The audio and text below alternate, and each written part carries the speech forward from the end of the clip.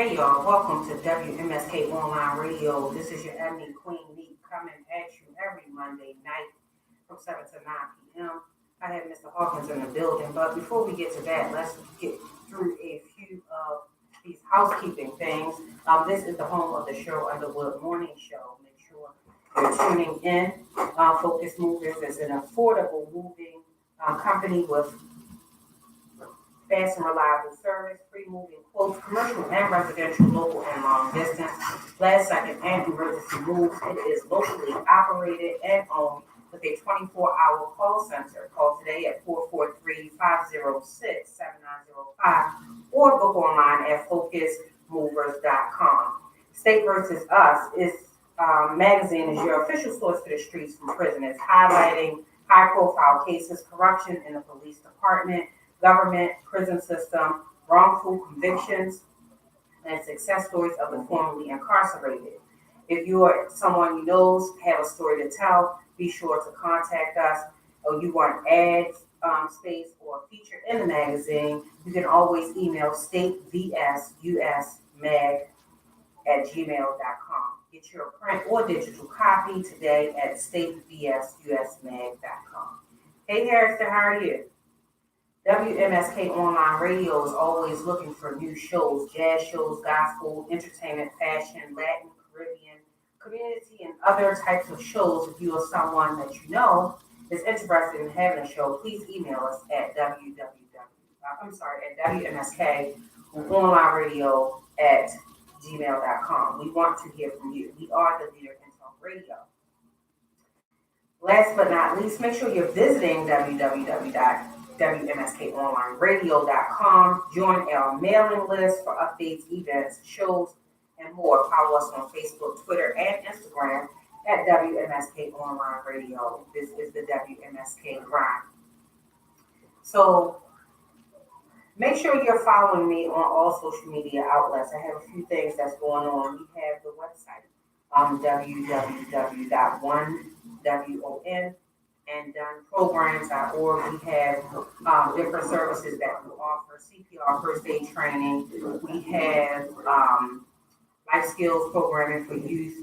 We're trying to prevent teen pregnancy and promote intergenerational parenting. We have a radio show. We have general business consulting. We have a lot of things. So again, check out that website, www.1anddoneprograms.org. Follow me on Facebook at One and Done Programs and Services, as well as Done by Me. Open Wide Radio Show also has a Facebook and Instagram, so make sure you get us up. Wesley Hawkins of the No Lisa Project. What's up? Say hi to the people. How you doing, good people? Hope everyone is doing well. If things aren't going as planned, just have faith, keep pushing, and never give up. You will get it done.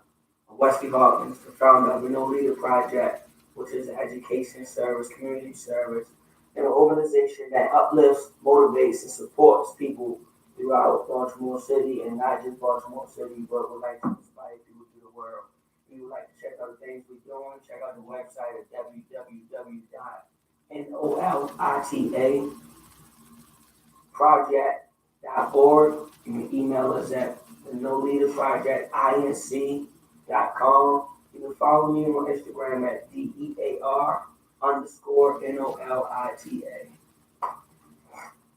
All right, thank you. So, something else, in 4 years, 11 months, and 30 days, I will be retiring and moving on to my next career. Y'all keep saying that it's forever from now, but I'm not even saying 5 years anymore.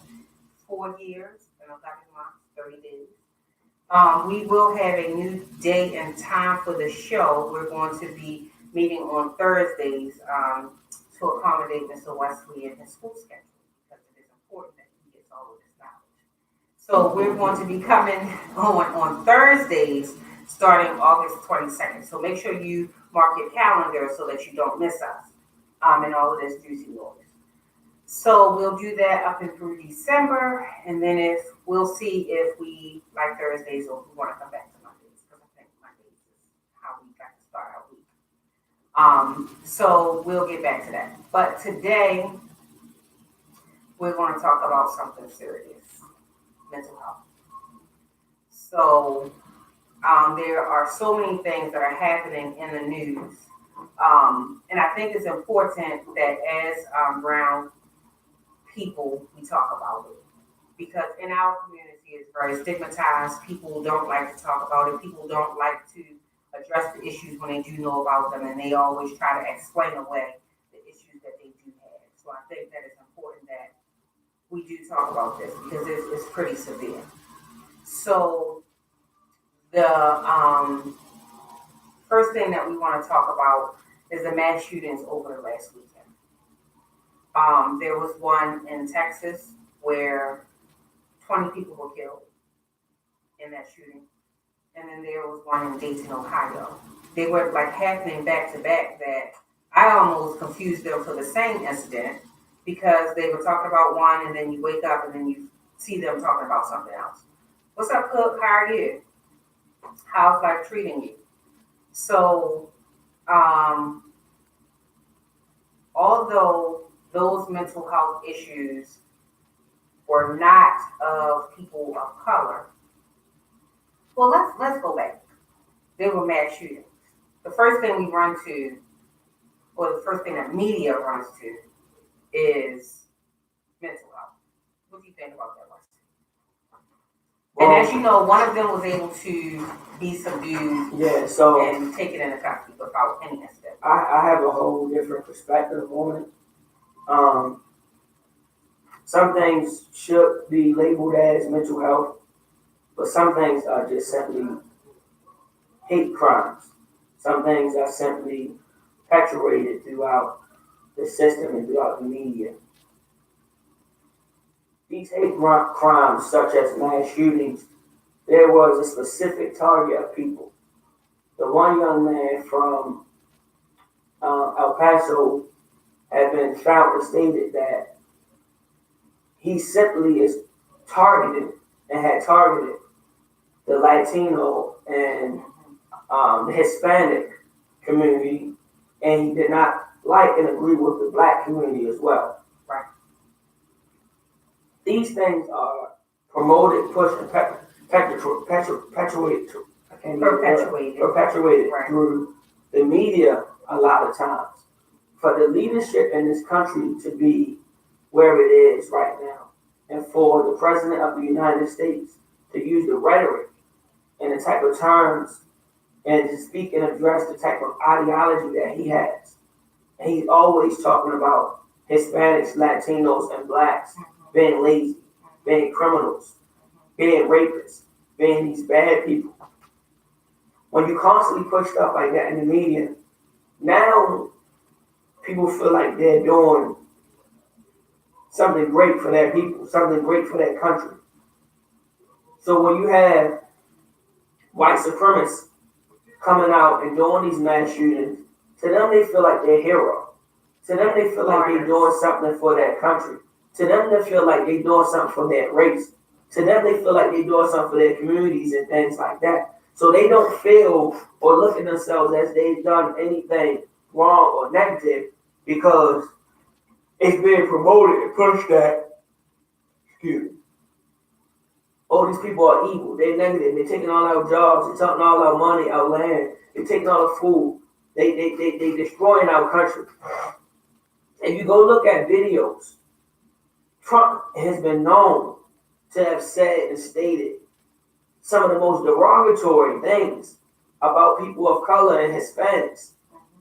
And you never hear him say anything negative about the white community, the European community. You never hear him address them. And when situations do happen in that community, it's, oh, they were going through hard times, or they trouble people, or now he's using mental health right now as a scapegoat for this. I don't like that. And the reason why I don't like that, because I understand mental health. I understand trauma. I understand abuse and things like that. But to put something like this under mental health, I can't really necessarily agree with that. This has been something that was taught, trained, and like something that he's been researching and reading, and he felt that it was real and that he had to, act on.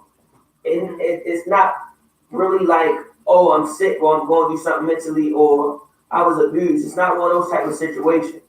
And if I'm not mistaken, he is the same one, the El Paso shooter. He's the same one who, when he was in high school, there was an incident in which he talked about how he didn't like Mexicans and all the things that he was going to do to them, and how he fantasized over raping all of the African American women or girls, I guess you could say. And he had all of this stuff planned out. So it's not like, he'll grow up and then those thoughts will go away. Who knows? It may be something later on that we learn that he was involved in other things. I just find it to be very disturbing. But the first thing they go to is mental health. The next thing that they went to was the video games. But they don't ever use these type of terminology when it's a young black kid that has done something. They never be like, oh my God, it's the video games. Oh my God, he's mentally ill. They never do that for our kids. They dead when they're trying to give them 5, 10, 15, 20, 30, 40, 50 years to life about some, things crimes or, mistakes they made or things they have done wrong. But you never hear the terminology mental health or it's definitely not explained away by video games or mental health. They're thugs, they are untrained, they're this, they're that, or whatever. And it is quite unfortunate. So in light of mental health, mass shootings, Obama put a bill into place that would make getting a gun for a mentally ill person a lot harder because the screening process is in place to kind of alleviate that. What's up, Jamel? So the current president has signed an order to remove that. So that means that these people can continue to go out and buy these assault weapons. I'm not sure what regular, smuggler civilian needs to be able to have access to assault rifles or body armor. Because I can't imagine what you'll be doing. Because even if you say, oh, I'm out there hunting, deer aren't shooting back. Or whatever else it is that you're hunting while you're out in the woods. They aren't shooting back. Why do you need the body armor? And then you have these assault rifles that general people wouldn't even, I don't even know where to buy one. I don't even know where to start. Like, I can't even imagine what I would be doing with it. I don't know. So now you just made it easier for the people who you're calling mentally ill to have access to these weapons. If you pay attention to it, though, a lot of the things that Trump has done, a part of his legacy is almost undoing as much as he can about what Obama put in place. Definitely. And I don't think a lot of people paying attention to that. Yeah. Anything and everything, regardless if it was a good thing or a bad thing, anything and everything Obama put in place while he was in office, Trump has made it his duty to undo. Obamacare, it's a problem with that. So now they trying to put something called Trump Care. Laws and things that was pushed are being undone. Like everything that was done, he's trying to undo. And the terminology that he used on a daily basis, and you turn on CNN right now, so many people on CNN saying Trump is basically encouraging and re-engaging and reinforcing the white supremacists in America because of the rhetoric that he used. And like the son of the leader of the white supremacists, man, I forget his name, something Derek. he came on CNN was like, Trump used a lot of the same rhetoric and ideology that my dad used to recruit and speak at these white nationalists and white supremacist meetings and gatherings. He's like, yo, Trump used the same type of wording And his ex-wife said that he used to have that book by his bedside.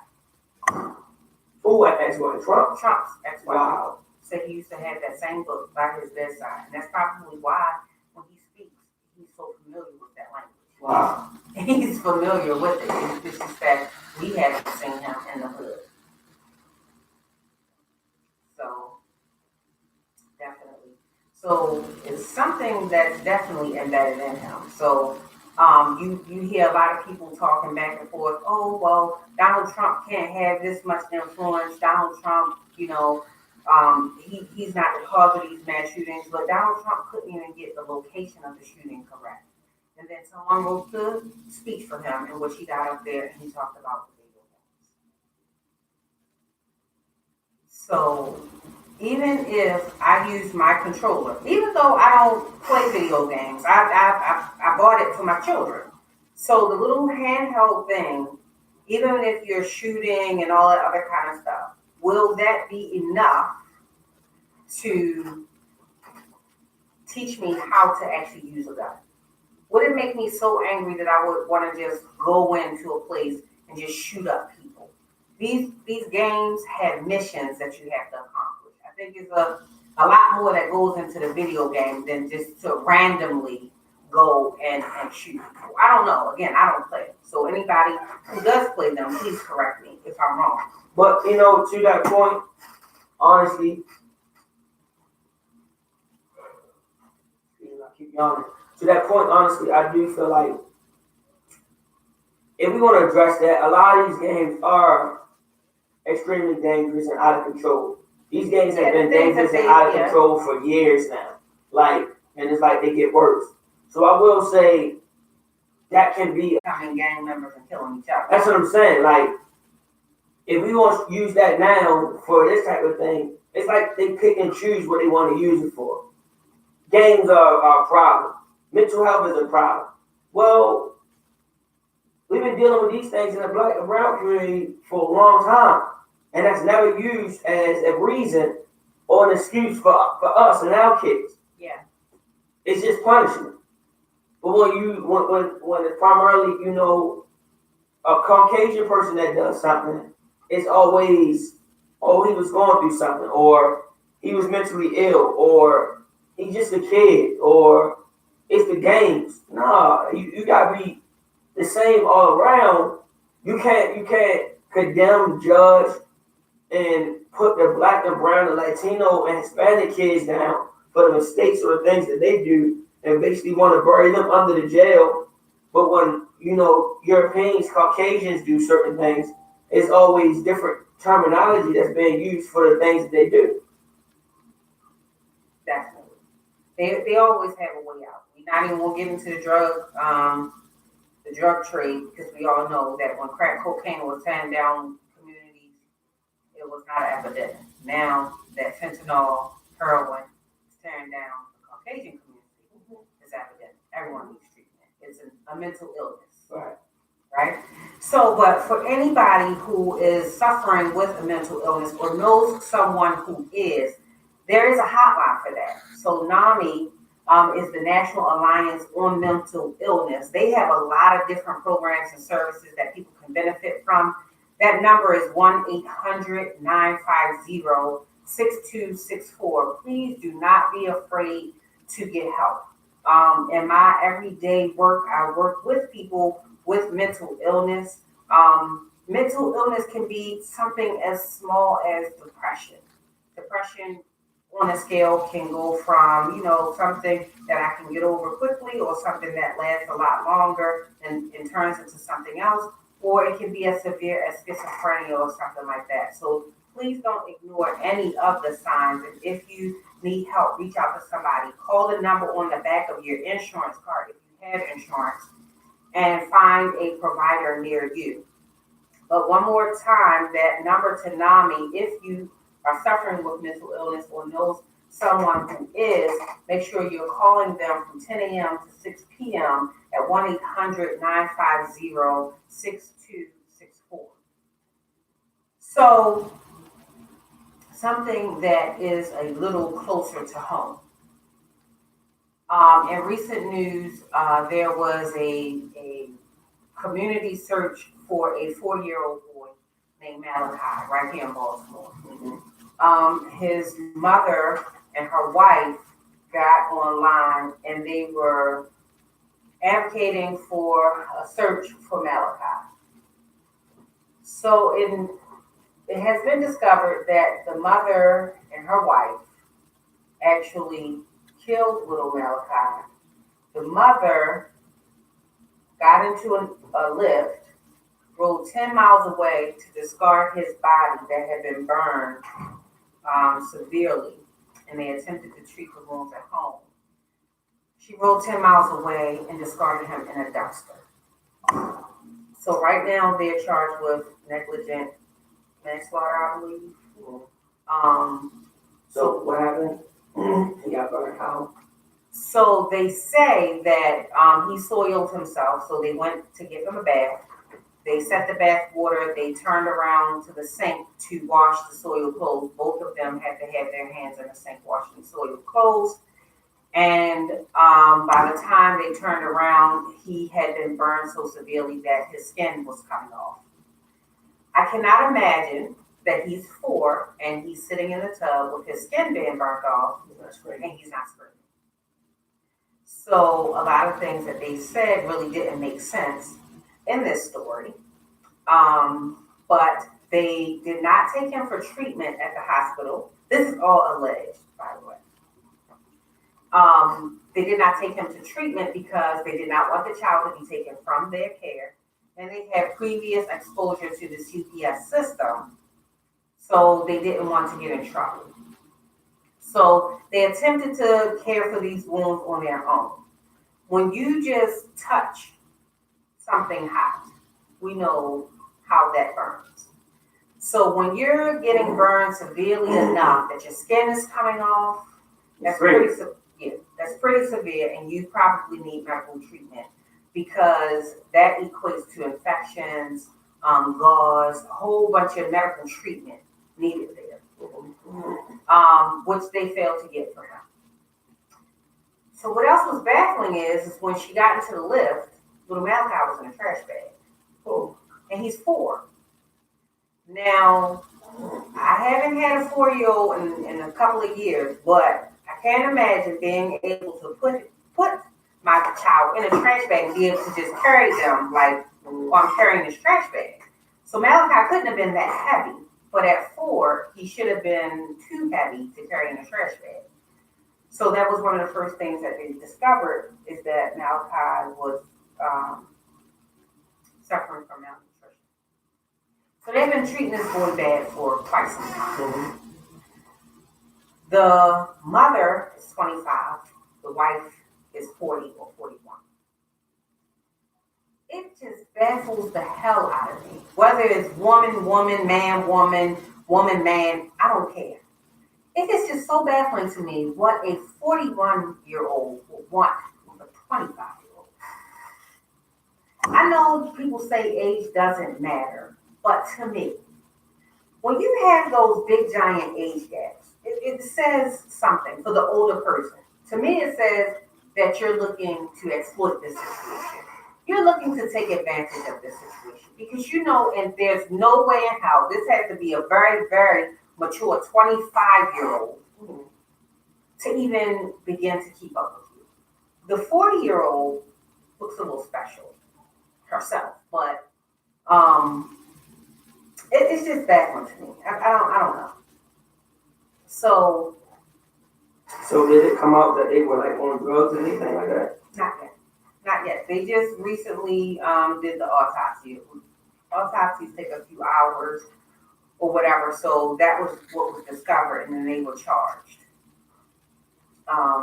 People are asking that those charges be upgraded because they murdered this kid. So right now it's just manslaughter. How many years is that hold? 10-ish.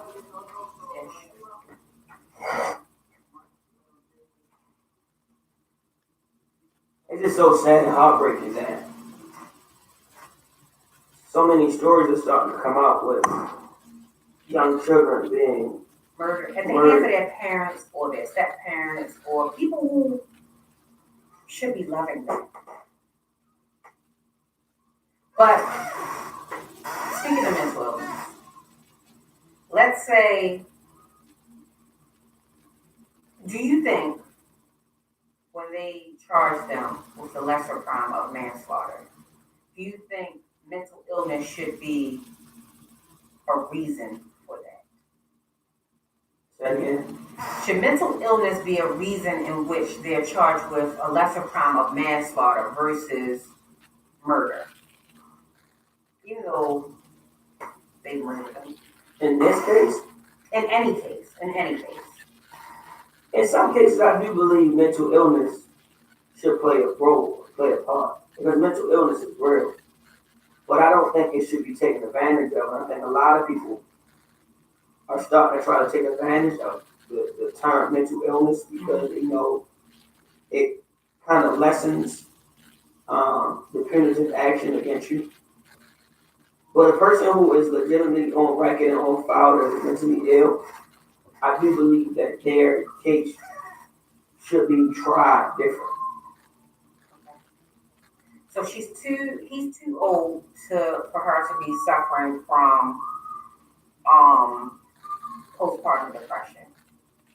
But say she is bipolar or schizophrenic and was hearing voices, you're okay with the manslaughter versus the murder.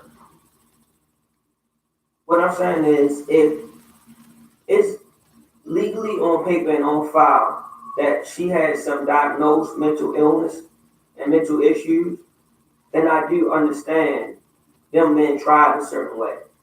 So let's look at the last two cases. So one of the mass shooters was killed. The other one was taken into custody without being harmed in any kind of way. It's already being reported that they have had mental health issues. These two women are already basically tried and prosecuted for all we care. It hasn't come out that they've had mental health issues. It hasn't even been mentioned. They did mention that they had previous run-ins with CPS, which some would say is common, but I haven't heard the mental health defense for them as of yet. Do you find anything peculiar about that in a comparison of the last two cases? What race are they? The women, the mom, oh, they're African American. And what is the race for the people of this? Caucasian. The mass shooters. Oh yeah, that's what I mean. Like, it's always painted and pushed to a certain degree for a certain race of individual. That's just how I see it, how I feel. Like, when the people of color, we don't get the same treatment. Right. We don't get the same reasons, or aren't allowed to use the same excuses as others. Yeah, and not that I'm trying to give them an out. Right. But again, that wife looks a little but that has not come out in their defense as of yet. And it's so early. It's only been a couple of days. But it just hasn't been explained away that easily. But for people who know of parents who may need help. Because again, this is one of the things that I always look at. They don't have any family who have noticed that Malachi is smaller than other 4-year-olds. Right. Or daycare. They probably don't go to church, but other people aren't recognizing these signs. And I know that I talk to a lot of people who don't want CPS to be involved, and they actually want to abolish um, programs like CPS. In different states, they're called different things, ACS, CPS, whatever, but they all serve the same purpose. I don't think that it should be abolished because there are situations in which children do need to be taken from parents. So I think that the system is needed. Is it overutilized sometimes? Yes. But I can't say in every situation that when children are taken out of their homes that they should always be taken, because family reunification is very important. You don't always just want them to be taken out, taken away, and gone. But we also want to recognize that not everybody is a great parent. Not everybody should be able to parent these children. Let's just keep it 100. Some people who have children should not be parents. And if the family doesn't step up, you need services like CPS, ACS, whatever you want to call it, to keep the children safe. So for people who are in need of help with being a parent, there is a National Parent Helpline, and the number is 855-4-PARENTS. So that's the National Parent Helpline, 855-4-A-PARENT, 855-427-2736. So jot that number down. If you know, they're open from 10 a.m. to 7 p.m. on weekdays. They help parents and caregivers needing emotional support and links to resources. And I think a lot of times we always expect people to be able to reach out and grab these resources. However, a lot of times resources aren't as easily accessible as people would make it seem, right? So, I mean, it is tough. But if, in fact, they do have mental health issues, and that is a defense, I'm with you. I think that should definitely be taken into consideration. Because we're going to get into a couple of other cases that I think it should definitely be taken into consideration and a major factor to be looked at. On the other hand, if you know somebody who is neglecting their child, abusing their child, there's also a hotline for that. These calls can get routed all over the place. I worked for the Family Tree as an intern, and that was one of the things that they do at the Family Tree. If you need parenting classes, they have programs for that at the Family Tree because they're basically trying to prevent child abuse. So a child abuse hotline is 1-800-4-A-CHILD. So that's for child abuse victims, parents, and concerned individuals. So if you know anybody who needs help with that, that's Child Help. Give them a call, and I believe they do that 24 hours a day. You know, because these situations are, I mean, they're just really getting out of control. They are really stacking up in numbers. And we were talking offline, I was just like, do you think it's happening more frequently? Right. Like, what happened that this shit became okay? Like why? And I know that it's probably always happened, but it is just so highly publicized now because it's happening more frequently. You know, and it's just terrible because these children really can't defend themselves. And it's just crazy. So, yeah, Ms. Moore, I'm trying to put all of the numbers in YouTube and here. So, and talk at the same time. So, I don't know. It's tough.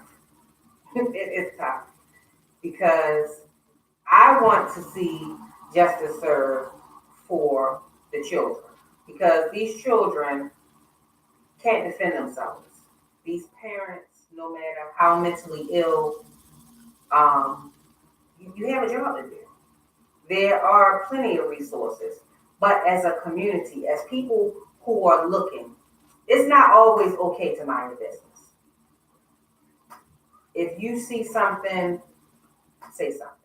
These little kids can't help themselves. Because if he was light enough to fit in a damn trash bag and she could just carry it, like, she's carrying a bag of clothes, that's a problem. But even with that mind your business stuff, that's going too far in the community nowadays. People turning their head, acting like they don't see nothing, they don't know nothing, they don't want to be a part of nothing. And they lived in an apartment. Nobody heard this boy crying. Nobody heard him screaming. So Ms. Young is saying no one is getting serious time for committing crimes against these babies. That's a serious, serious issue. If people feel like, oh, I can do 10 years. Because then with the good time, you're not even really doing 10 years. You're getting out before that. Again, you see these people who turn to social media. Social media is everything. You beat your kids on social media. That was pretty hot a few years ago. A man beat his daughter with a belt because she was out there having sex. So he was beating her because she wanted to be a hoe. So I understand how he would feel as a parent because nobody would want their children to behave that way. But is beating her going to make her less promiscuous? Probably not. Probably not. So I don't know. So the parenting hotline 1-855-427-2736 and the child help hotline 1-800-422-4453. Make sure you share this so that people who need to see it, they need to hear it, they need to know it. They can get the access to these resources because again, we want to make sure we're doing what we can for our community. So we're sticking with mental health. I mean, these are all things that are happening in the news like right now.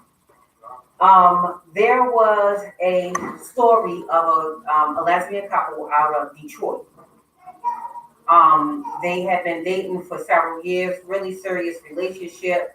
They were on again, off again type of situation happening.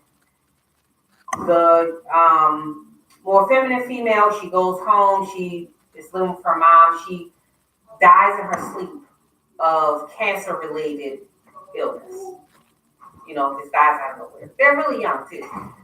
So the more dominant female that she was living with and love with, etc., she turned to social media to talk about her anguish that she was having dealing with the death of her girlfriend. She had guilt because she felt like they should have made up. They could have been doing things differently. Whatever they broke up for wasn't even that serious. She turned out to be alive.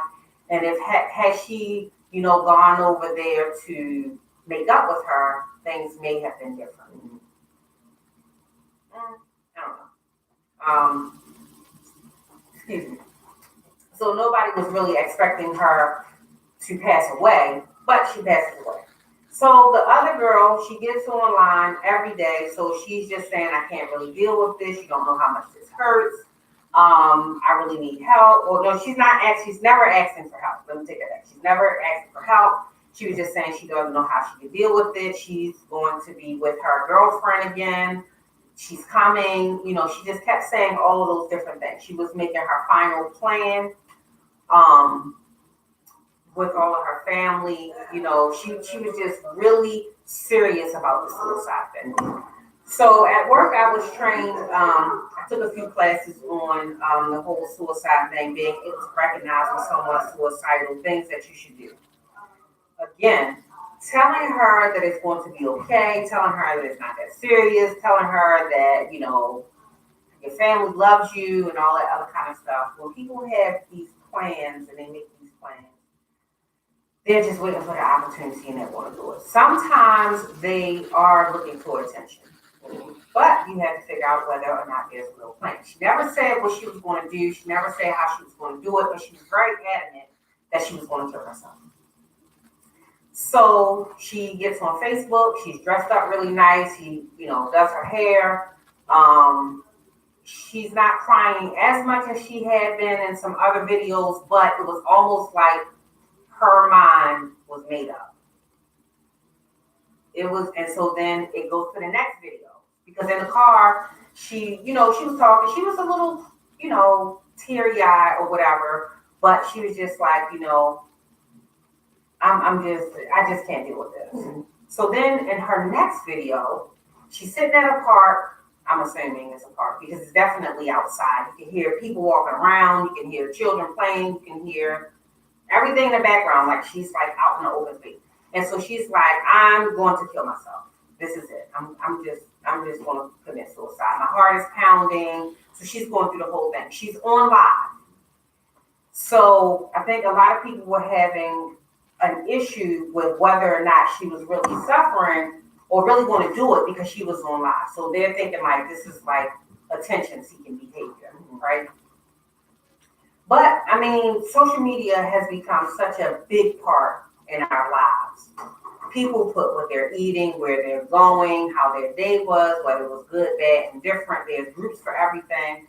So they're all like, bro, don't do it or whatever. And they're trying to encourage her to, go do something different, like go get help. They are. Shut up. So she jumps off the bridge. You hear the gate clanging, and then, it kind of like cuts off. But what was so crazy, because I went back and I was trying to follow the story. I always try to research, like go look. Before this whole thing, she was getting like normal followership, like, 10, 4, maybe 125. But then after this story breaks, it's viral. It's viral. Why are we all paying attention at this? Once it's to the point where it's her demise, like she commits suicide. A lot of the times, I speak on that. A lot of times we wait till it's too late as humans, as people, as a community. A lot of people literally wait till it's too late to really take something serious. They would wait till it's too late to really react or have an action or seek for some type of help for their friend or their family member or their neighbor. It's like there will be a lot of signs there of somebody saying they are going through some type of hardship or mentally ill or depressed. Yeah. But people take it for granted. People joke about it. People play around. People dismiss you. People ignore put it you. Off, like, yeah. And then when it's too late, it's too late. But me personally, even though social media has a lot of jokes and playing and stuff on it, I take as much of that stuff on that serious as possible because I now understand that social media is a part of people's everyday lives. Mm-hmm. People put their real personal information on social media every day. Yep. If they going through a divorce, all the information online, people talking about it, they're addressing it. If somebody cheated on them, if they having a new child, they just got married, if they buying a new house, if they lost their virginity, everything, if they, people have been caught even talking about somebody that killed or hurt and damaged on social media. People got fights. Everything is on social media. People go online and cry about their problems on social media. So when somebody's online telling you, saying I want to die, or I want to kill myself, or I don't want to live anymore, or I'm really depressed or sick, take that serious. Don't be laughing and playing. Check on them, call them, go there. For several days. She was on there for several days saying the same thing over and over and over and over. And like I said, initially, she was snotting, crying. She was like facing a towel, so as a few days go by though, then she's able to compose herself for a lot longer. And she's not as snotty, but she's still teary-eyed. She's still crying a little bit. But it's like her mind was made up. Like you could watch this like from the beginning to the end, like watching her grieve this whole entire time. And everybody's like, oh, I should have went over there the day before. Well, also might have made it happen. And she might have felt like nobody cared, nobody gave a F anyway. Yeah. So the more she crying out for help and she's being ignored, that probably gave her the strength to go through with it even more as well, because she like nobody even cared anyway. Yeah. So she falling asleep and waking up in tears, falling asleep and waking up sick and mentally, depressed and down and ill. And she keep expressing herself and putting this out here, and nobody reaching out. She probably like, they don't care. Well, they're all figuring they had more time.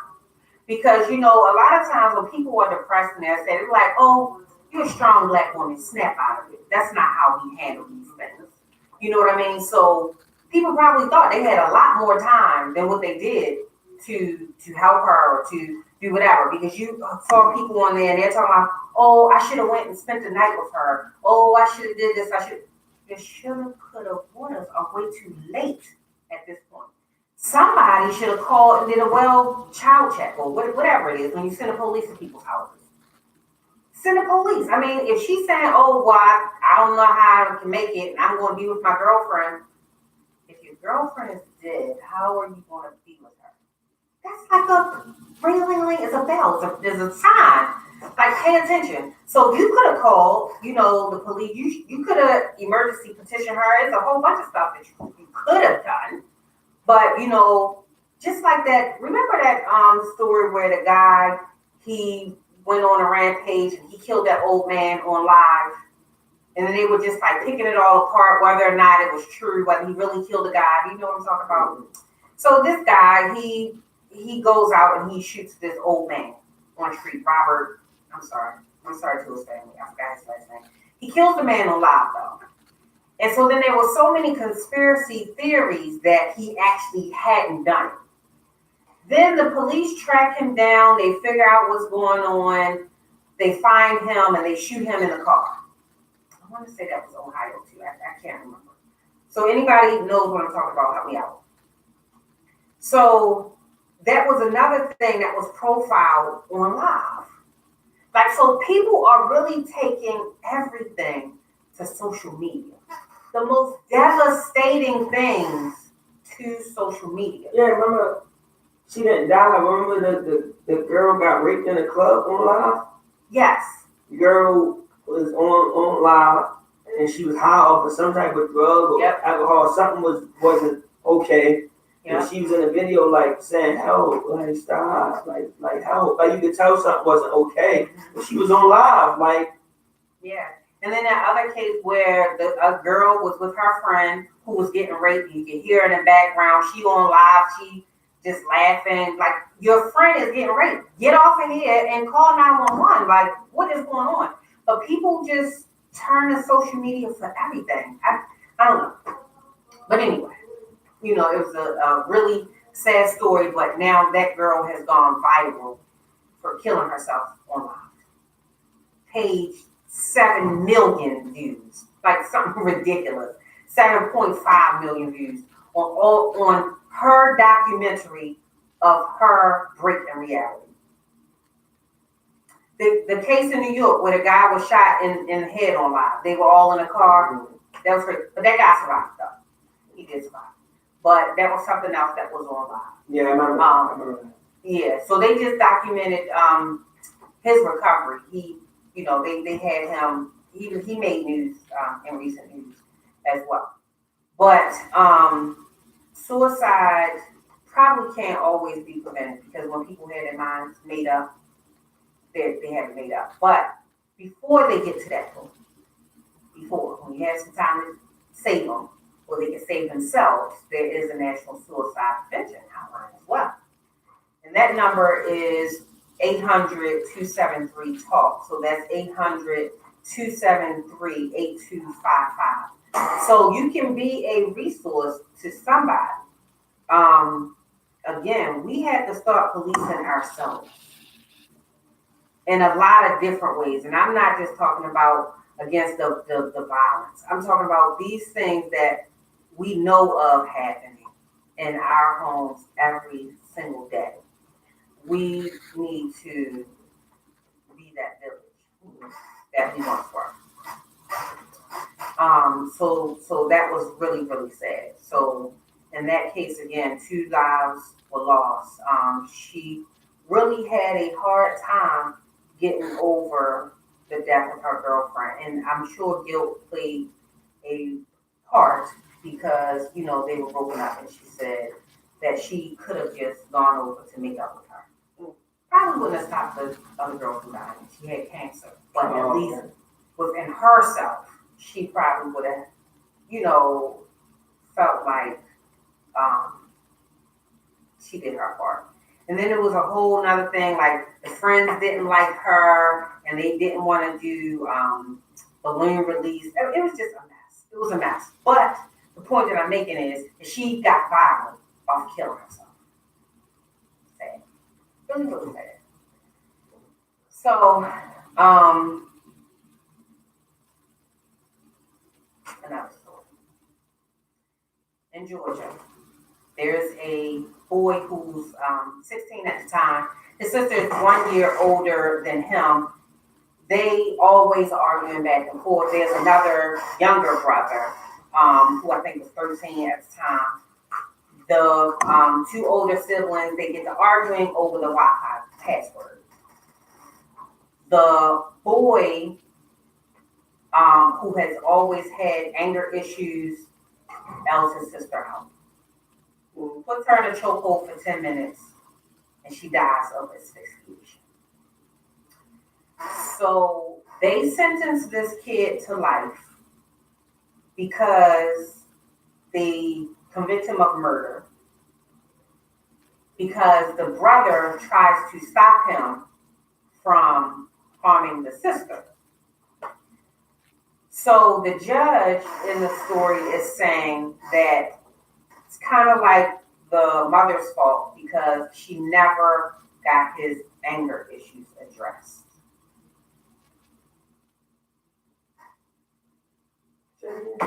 The judge in the case condemns the mother for not getting his anger issues taken care of.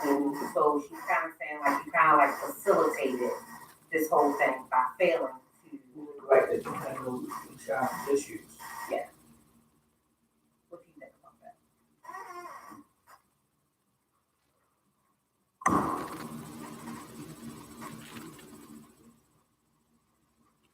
So, I'm 50-50 on things when it comes to blaming the parent for things their children did.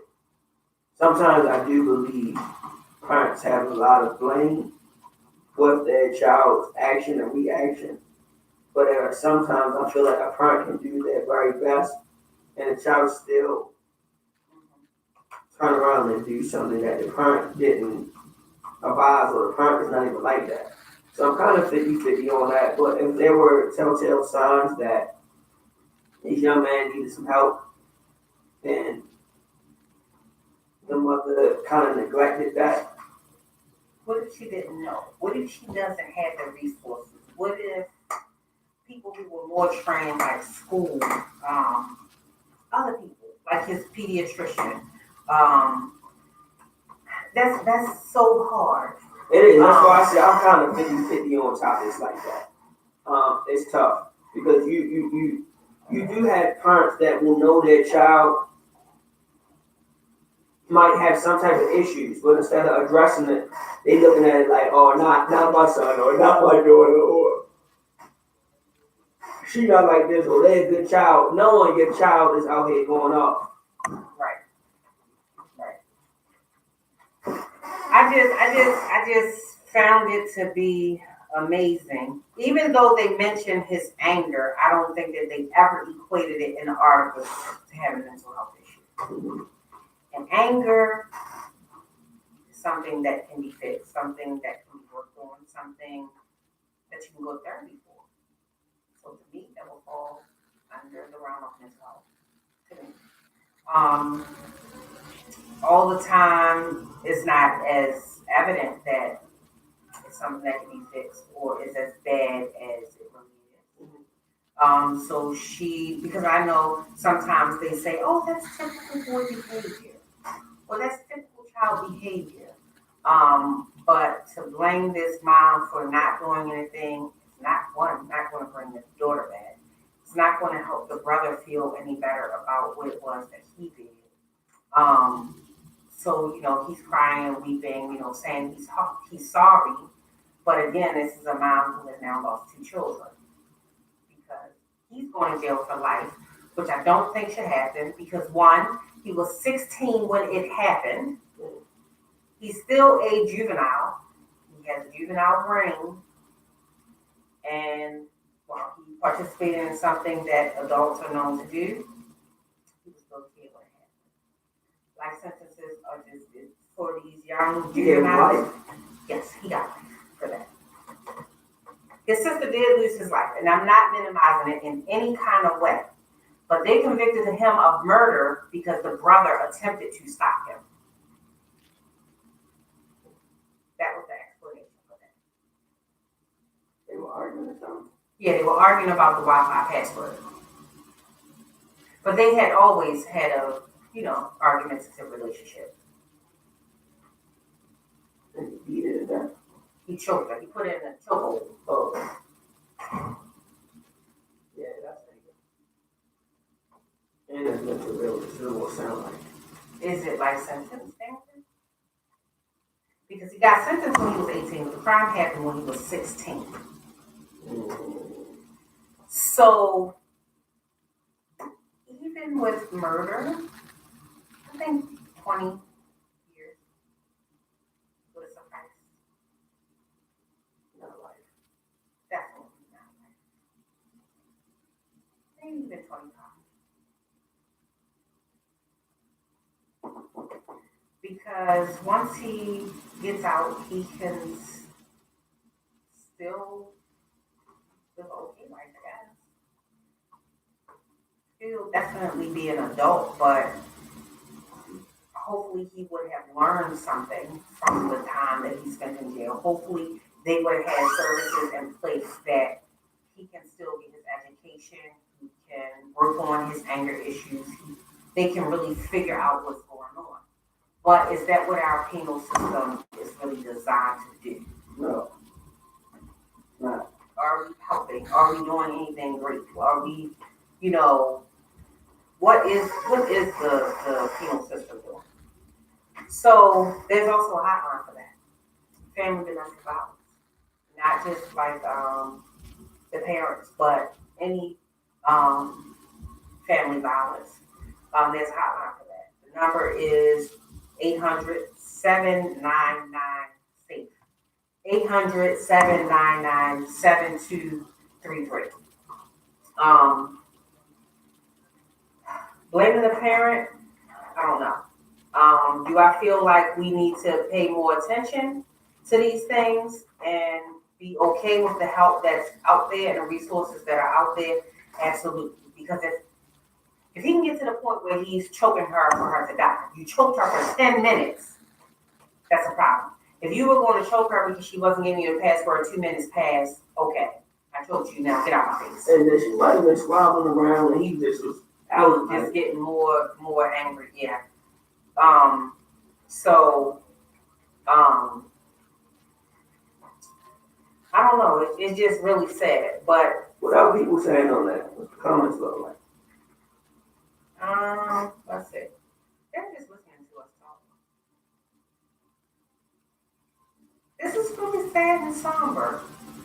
Not all live like we normally are. Right. So this is definitely a lot different from what we usually do. But I felt like it was something that really needed to be talked about because, again, in our community, mental health is so severely stigmatized that it's just like a disease that you would think you could catch it by sitting next to you. Mm-hmm. So, I don't know, but mental health covers a lot. The effects of it, things that happen, like you always tell your mother's story. I was talking to a group of people the other day, and they were trying to figure out what do you cure first, the substance abuse or the mental illness? And I deal with this on my caseload every day. Which one do you try to fix first? I'm I'm strung out. I shoot heroin and fentanyl every day, but I had PTSD. I think both at the same time.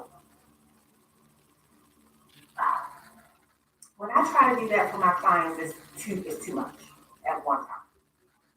So which one you do? Addiction. I do because if I'm getting high out my mind every day, I could care less about a therapist, right? So if I can get them stable a little bit, just to go to the 30 days treatment, you know, that's what I'm going to try to do. And then we can work on the mental health piece. Okay. You know what I mean? Makes sense. Because you're all strung out. Is nothing that I'm gonna be able to do to you. If you're even still engaged in seeing me and you strung out, I'm happy. At least I can put my eyes on you. Because it's a really scary thing. Because you don't know. I mean, they can overdose at any second.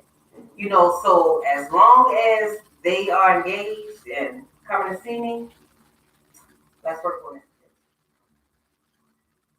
I mean, it's hard, but then you look at it and you're like, well, I'm so sad. That's why I use drugs. Mm-hmm. So in the beginning, if I can catch you and you're just sad and that's a trigger and then that makes you use drugs, then let's work on making you feel better. Because then you're not spiraling out of control. But then that's what they're doing. They're self-medicating a lot of times. And it's once they're lost, once they're way too far out there, they're done. You just gotta skip the mental health piece, jump right on the subsidies. So, because substance abuse and mental health disorders are co-occurring most of the time, there's a hotline for that. What's that? That's the National Alcohol and Substance Abuse Information Center. Mm-hmm. You know, a lot of times, what's sparking a lot of debates is whether or not these substances are working. That methadone, the Suboxone. I don't believe they are. I think it's making it worse. Wow. When I see people on methadone and Suboxone and stuff like that, they look even higher or broke down than they do on the other drug. I think those things are a way for the government to make money off of these people's illness. Accurate. So, an interesting thing is this. So, those drugs are only going to help the opioid addiction. Most times, though, they will use that in addition to other drugs. So, I could take my methadone and smoke crack, and I'm not going to get sick. I'm just going to be even higher. Or I could take my methadone and I could take a benzo, as long as it's not like an opiate, like a Percocet or something like that. But I could take and they also will abuse it with other mental health drugs. Like I had a lady who was really addicted to I think it's called like alprazolam or something like that. My thing is, they out here selling that. They out here selling some boxes and stuff like that. Right. So how is that helping you if they out here selling? Yes. Thank you for asking that question. So I called to a treatment provider and I said, listen, my lady is smoking crack every day. And I don't even know if she's even using your substance. Are you testing like so first of all, they're not going to kick her out for selling. They're not going to kick her out for using crack while she's on it. They're not going to do any of that. Because one, they can't bill her insurance if they take her off of it. And they'll just try to look at other options for her. And it's some of them that you can't even, like the Suboxone, I think, is the one that you can't, like you gotta taper it down. Like you can't just stop them from taking it like at one time. Or they'll have like adverse effects on it. the programs, like, they don't want us to get to the point where we're putting their clients in jail. So they'll try to protect them. Which to me doesn't really help them because they're going to end up going to jail anyway because then their drug addiction will spiral out of control before you even know it. And then the next thing you know, they're stealing, robbing, shooting, killing, for the drug or they overdose. So I don't know. It's tough. It's tough. I don't know. So I'm just like you. I hate when my people come in and they're talking about, oh, I don't want to go get on a program. So are you going to use a program as a crutch, or are you really going to try to work towards your sobriety? Most of these programs don't have any of the cognitive behavioral components to it. So it's not like they go to meetings, they don't hear anything, they don't go to groups, they're not doing anything. They just go get the medicine and they leave. And then they might meet with a counselor once a month. We got a long way to go. Long. I'm not a fan of these drug programs at all. Like not even a little bit. I don't think they actually really help it. I think they have just become a part of the way that the government can now make money off of it. I know people be tripping when I say this all the time, but if the government can't make money off of it, it's illegal.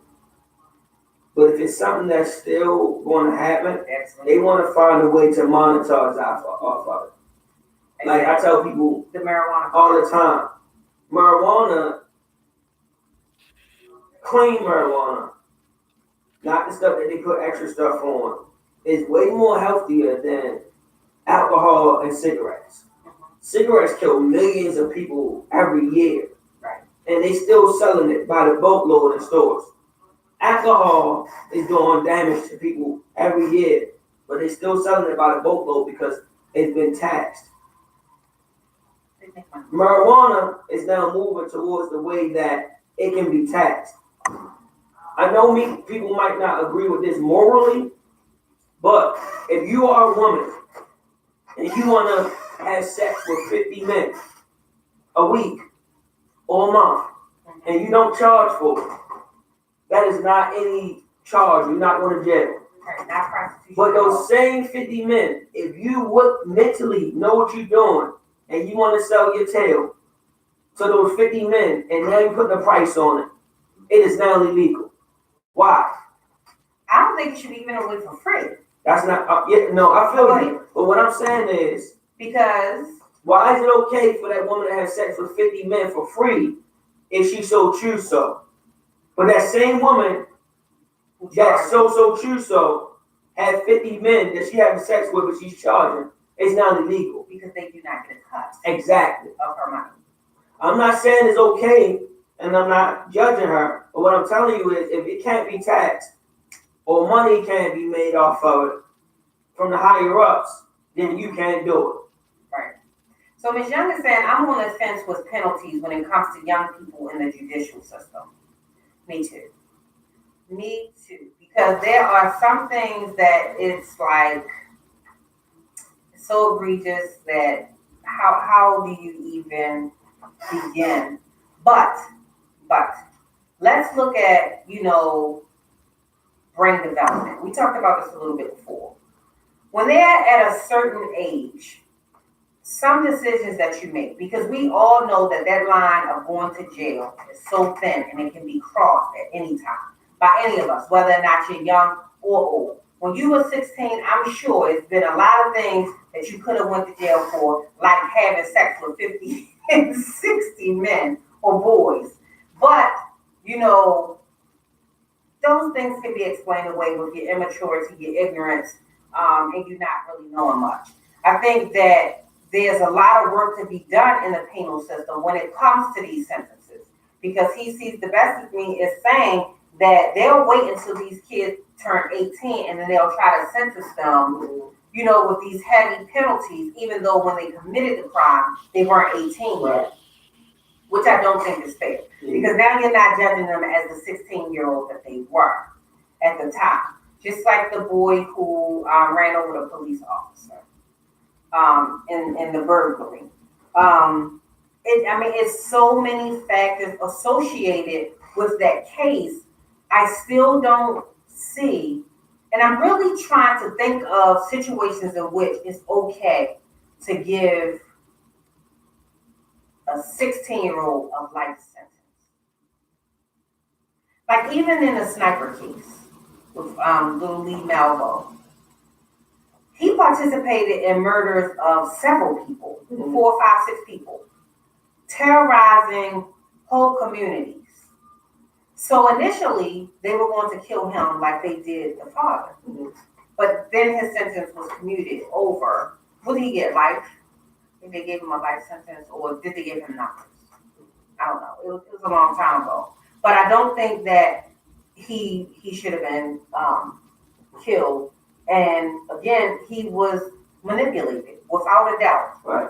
You were following what your adult, a person you trusted, told you to do. Um, I am on the fence with you, Ms. Young. I don't know. But I don't think that the system is designed either to take all of the things that should be taken into consideration. I don't think it's designed to do that. Right. Because who's doing the research and the science behind the brain development and all the other things that are going into this stuff? Who is looking at the PTSD, the way that they're being brought up? Do any of those factors matter in these situations? I don't think it's being taken into consideration at all. So we're so quick to say, oh yeah, these kids are robbing and they're doing all of this kind of stuff. And even though you didn't rob and you handled your survival differently, can we expect children of today to behave the same way? No, I don't think we can. But also, even if you grew up in the same conditions and environment, I say this all the time, everybody don't have the same mental capacity and the same understanding as the next person. Right. I say that all the time. Like, one mother losing her child could start a foundation. And that's how she deal with her pain and trauma. Then another mother lose her child and she become an alcoholic or drug addict because she can no longer face it. It's two different spectrums and it's two different things that has affected these women, but they went through the same trauma. They dealt with it differently. Everybody don't have the same mental capacity. Some men might grow up not having a father. So now he takes on that honor as wanting to be one of the best fathers ever.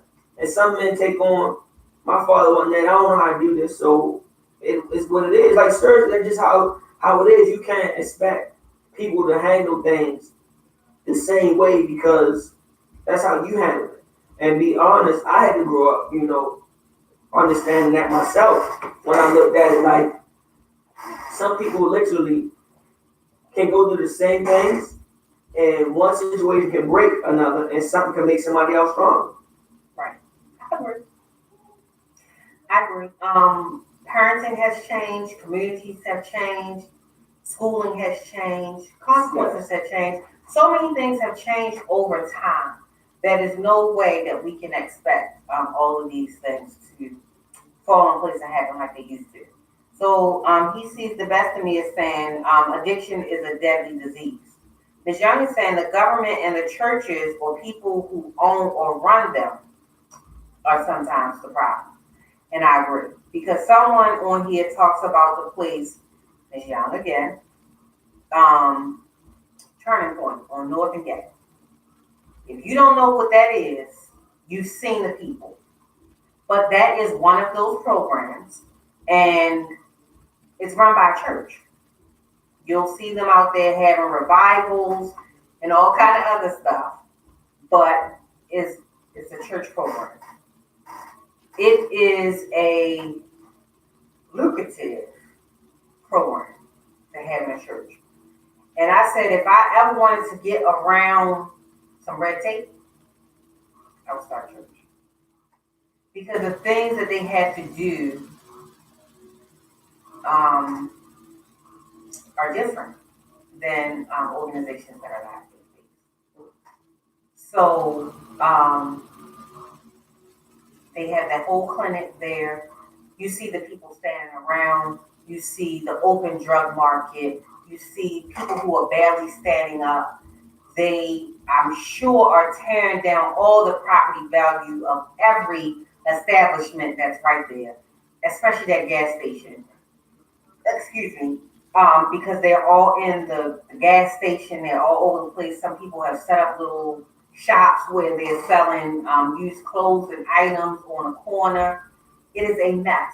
But that's not the only one, because if you go on Maryland Avenue, they have one over there. It's the same thing for every single one that you see, even in the counties, the Medmarks, the Riversides, they all stand around. The behavior is exactly the same. Like, why is that okay? Why do you allow your people to just stand around waiting for their friends, stand around like nobody realizes that they're selling stuff, probably your same medication right outside? Then they trust them enough, like, oh, you get to earn take homes. You get to take 1 day home. You get to take 1 week home. You get to take 2 weeks home. You get to take 1 month home. So then who's monitoring whether or not you're actually using it? Because when my people start to go off track, they have take home. Oh, I bought these off the street, and then I take a half of one, or they give me 7, but I only take half of one a day. So then what do you do with the other half that you should have took on Monday? You still have it. Oh, so then I'll just take 2 and a half on Tuesday if I'm really feeling bad. So now you're giving them the opportunity to self-administer something that you should definitely be monitoring. I don't understand. So, Cook is agreeing that they can't tax the lady who is having sex for 50 to 60 men. Yeah.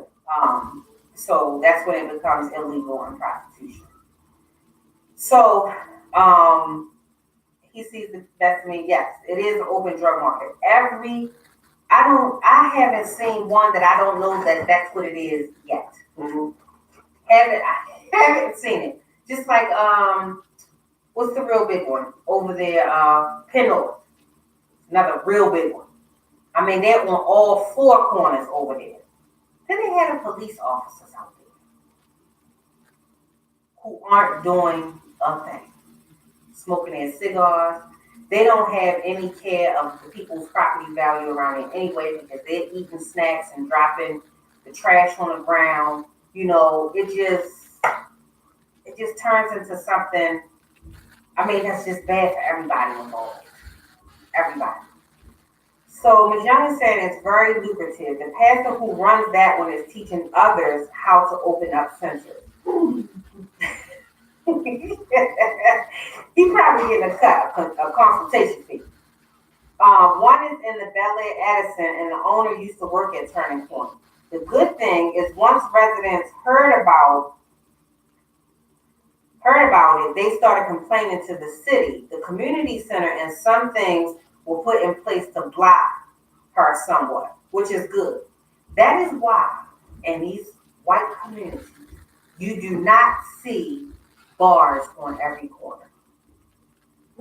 Because they pay attention to the zoning, they pay attention to what's coming in their neighborhood, they pay attention to who's buying houses and what they plan on doing with it. They are nosy, they are in your business, they are going to the community meetings, they're trying to figure out what's happening in their community. That's why their quality of living is higher, that's why their property values stay higher. They are not having it in their communities. And it's unfortunate. It is unfortunate, but poverty just breeds a whole bunch of ignorance. It just exposes you to every negative attribute of a society. Because let's you try to put, so Riverside is in the county and so is Medmark. But when you look at where they are, they're in commercial districts. Riverside is right on Pulaski Highway. It's like a Crane store next door, ABC Rentals on the other side. So it's not in the middle of anybody's community, for sure. It's a commercial property that sits like you have to drive to it. Some people do walk, you you have to walk on the main thoroughfare to get to it if you did walk. I'm sure some people walk because they don't all have cars, but it's definitely in a commercial district. The other one, MedMart, that's on Kelso Drive, also an industrial area. There's no houses, it's nothing. A whole bunch of businesses, right? Because I can guarantee you, if you try to sit it right in the middle of Middle River, hell, try to put one in Dundalk. They're not having it. They are. They have treatment. They have other treatment providers like Mountain Manor just opened up in Dundalk. I haven't been to that one yet, but it's in North Point, and I don't think that's like sitting right in a residential district. In the counties, they're doing things a lot different. They are not putting them in residential communities. It's mostly in industrial areas. All this stuff is a plan and all of it is set up. The bad part about it is sometimes, because our people are at the bottom of the totem pole, and a lot of times they are taken advantage of. And in the game of getting money and creating wealth, you have to take advantage of someone, and you have to have customers somewhere. And all of these lanes, it's about money. People don't understand. Like almost every business you think of, money has to be involved somewhere, or it's not going to operate. It's not going to grow. Right. People know drugs and drug abuse and alcoholism and things like that is a large money grabber. So now that's a place where people are investing. People know prisons and the jail industry is a large money maker. So now people are investing in things like that, like Billions. but the bad thing about it is, these aren't the things that we really, really honestly should be investing in. You should be investing in a resource or a center or a place or something that actually really helps the people. Because sometimes when you want to look at it, you got to ask people, do you really want to help somebody? Or do you just want to take advantage of their sickness or their circumstance or their situation? And a lot of people just want to take advantage and make money. It's all about money. You know, you can look at it on so many different aspects of things. Like, you wonder why they fund the prison systems more over education and schools. It's because prisons make more money than public schools. So when you're speaking on, oh, why they put more money into the police or the prisons, it's because that makes more money. Because if you actually put more money into solving the issues, we wouldn't have so many issues, but it also wouldn't make as much money. And people don't understand, like, a lot of the things revolve around making money. If they took people with the resources, took more of their money and their resources and invested in solving the issues and actually fixing the problem, what?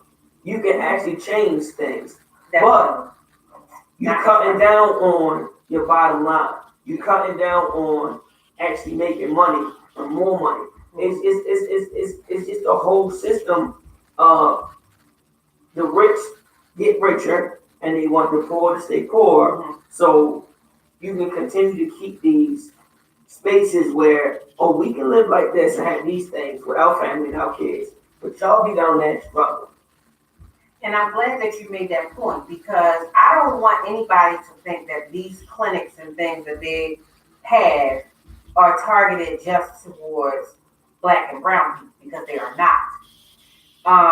They have it up there because, again, they want to make it appear to be that this is a disease and a sickness. So poor people are suffering from this whole thing, whether they be Black, white, yellow, green. This is an attack on poverty itself, just like the pharmaceutical companies, because that's where a lot of the opioid addiction comes from. Again, they are making these pills so easy to get, but if I have diabetes, insulin is almost unattainable because I can't afford it. But if I need to get pain management because my back hurts or whatever, I have access to those, and that's almost covered under any drug plan, and you can get it. So, hey, Miss Moore, welcome back. We're still having this very serious conversation, but now we're talking about these legal drug markets by way of methadone clinics or Suboxone clinics and stuff like that. So again, let's go back to the corruption. There was recently a lawyer, in recent news, a lawyer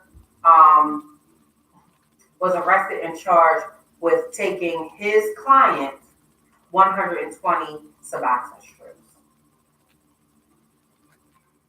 So now you've thrown away your entire career because I'm sure you're not going to get paid off of these drugs because now he's gotten caught with them. So neither are going to get what you anticipated. But you're willing to go to the lengths and take this man 120 Suboxone strips. How the hell did the lawyer get the Suboxone strips in the first place? You know what I'm saying? Because you don't have a drug problem yourself. So did you just go on the street and just purchase them? That's what, so it's not even really regulated in any kind of way. I mean, if he can get his hands on 120 of them and doesn't even have a problem. So now you're going to spend a prison sentence. You won't be able to practice. Exactly. And you still got to pay them damn student loans. You took it right out of my mouth, Miss Young. That was stupid. Yes. Threw away your career and you still fitting to pay Uncle Sam for them Bro, student that loans. was stupid. Oh my God. He threw away more than his career. His life was Done. So, but there are a lot of did I give y'all the number to the substance abuse one? Hold on, I didn't put that one up. But the National Alcohol and Substance Abuse hotline is going to be 1-800-784-6776. Sometimes y'all may laugh at this, but the addiction to money is real, right? So we always talk about drug dealers and stuff like that, and they feel like, oh, I don't have a drug problem. But you see a lot of drug dealers who try to play the system and work the system and say, oh, I have a drug problem. Let me go to what's the thing? Drug court. So they do have a problem. Their addiction is to money. It could be, excuse me, when we talking about those children earlier, excuse me, it could be that those children are addicted to that adrenaline that comes from robbing, stealing, fighting, and all that kind of stuff. Are we really addressing these behaviors? That is what we need to look at.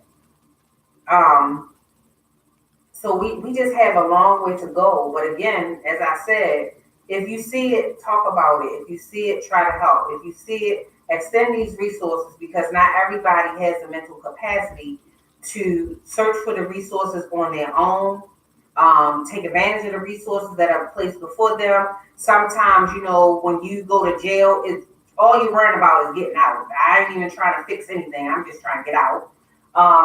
So, I mean, it's hard, but these are issues, major issues that are tearing down our families. And it goes from that individual level to whole communities, to whole states, to whole nations. Ms. Young is saying crazy thing, and if it's a few attorneys in Baltimore were caught in a drug game, not everyone was prosecuted or penalized accordingly. Of course not, Ms. Young, because even in the prison system, there has to be a certain level of corruption for things to work well. Do you agree? It has to be a certain corruption runs through the veins and body of every network, corporation, business you can think of. Unfortunately, yes. Yes. Absolutely. Absolutely. So, you know, when I see all of the operations and the stings and the corrections officers who are getting caught up in the corruption, I can't say that I'm really shocked. A lot of times I'm disappointed, but it's what makes the world go round. Thank you, Miss Moore. Make sure you're sharing it. Share this live. This one was really serious or whatever. It's some things that we definitely have to talk about. As you of all the things that I talked about tonight, all of them were horrific in itself. But it's something that we're really, really struggling with. If you go to www.childwelfare.gov, you can get a list. There's like a little printout that I got today, and it has all of these numbers. Like if you can hang them up, if you have an office, they have it in like a little infographic that you can share with people, hand it out, just so that people can have access to resources that they may not have in general. We can't always use ignorance as a defense, even if they don't have the mental capacity, someone around them does.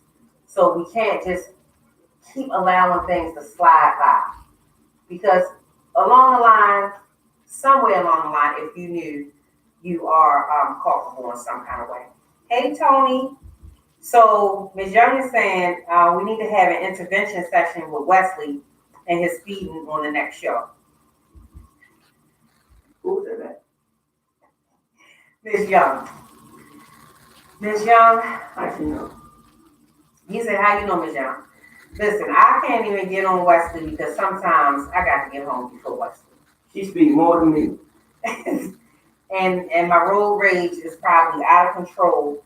I went and I had one of my coworkers in the car the whole time. She's holding on. I was like, listen, you're making me nervous because you're acting nervous. Like, come on, I'm a great driver. She was like, oh, well, she said you cut her off. Oh, cut her off one more time, dang it. So you cut her off regularly. Where she be at? God dang. See, you don't even be knowing who you cutting off. You just cutting them off. So, I don't know, y'all. This was really, really enlightening. Mental health is a very serious issue. We have these little innocent children dying at the hands of their parents, at the hands of step parents, at the hands of foster parents. There was one story that I was reading earlier. It's a couple years old, but there was a Black couple who were fostering all of these children. And you had they were all 45 pounds and under, but they were all like 19, 14, 30, and 13, but they were like 30 and 45 pounds. In a lot of those situations, she said, you be everywhere. What's up, Katrina? How are you? She said, you be everywhere. Cutting off everywhere. We're gonna put him in a driver improvement class. See, I don't do that. I drive fast, but I don't be cutting people off and stuff. Look at my best friend. She probably can't wait to type something. But I be driving well. Fast, but good. I like Wesley. So this is like our last clip. But again, this is a really, really serious topic, but something that we should definitely be talking about. Make sure you're paying attention to your friends, your family, your loved ones. A lot of times these things come with signs way before, hey Crystal, way before things get too bad to be helped. The signs are there, the signs are visible. If you don't see children coming to cookouts and stuff like that, find out where those children are. Don't just go for these little excuses. Make sure you're really paying attention because you can save the life of an innocent child. People who are suicidal, sometimes it is just for attention. Other times they have a plan. They're ready. You ask them plain and simply, are you thinking about suicide? Is that what you're talking about? Do you have a plan? How do you plan to do it? Figure out whether they have means. If I say I'm going to shoot myself, do you know of me to have a gun? Make sure you're making a call. I've listed all of the numbers for the situations that we talked about. The child abuse line, parents, if you need help, if you need resources, there's a hotline for you. There's a suicide prevention hotline. a mental illness hotline, um, domestic violence, family violence, because a lot of times it's not just violence between man and woman, man and man, who cares? Sometimes you have children who are out of control, children who are beating their parents up, beating their siblings up. So family domestic violence is a very, very serious thing. And as black and brown people, we need to stop ignoring those things or treating it like it's a disease that can't be fixed. So that's going to be it for this show. So Wesley is going to close us out. But make sure you take note of our new date and time starting on August 22nd. We are going to be moving to Thursdays at the same time at 7 p.m. So I'm going to keep reminding you of that, but make sure you mark your calendars. We'll be having a celebration in about 4 years, 11 months, and 30 days, because that's when I'll be retiring. I don't say 5 years anymore, but that time is going to creep up on me, and I cannot fucking wait. But come on, Wesley, close us out. He's sleepy, y'all. Come on, get it together. So my message is always consistent. And consistency is key in a lot of different ways in life. But how I want to close you all out tonight, I want to say, like I always let you know, if you aren't where you want to be at in life, if you haven't achieved the goals that you set for, if your marriage is not happy, if your children aren't doing the things that you believe they should be doing, if your job is not where you want to be at anymore, do what you need to do to change these things. Make these things happen.